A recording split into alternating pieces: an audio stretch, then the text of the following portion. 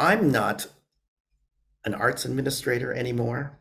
So anything I talk about what might happen down here in South Florida for opera is purely speculative.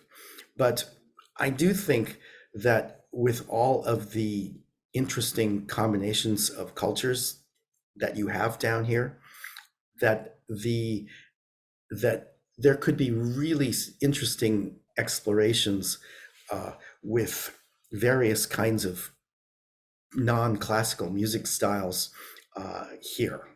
And we certainly did some of that kind of thing in Memphis, particularly with educational programs.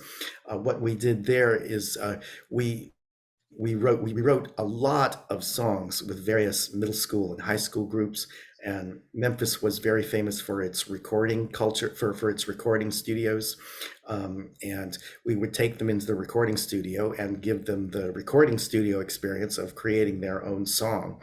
And I would say those kinds of blends of creativity here really would have a lot of potential for some interesting mixes, because what is interesting about cities like Miami or Memphis or whatever is the when all these cultures come together, interesting things happen in the edges and in how in the interactions of these cultures. In Memphis, we did some songwriting workshops in prisons, and those are just interesting kinds of interactions where you wouldn't expect opera necessarily to go.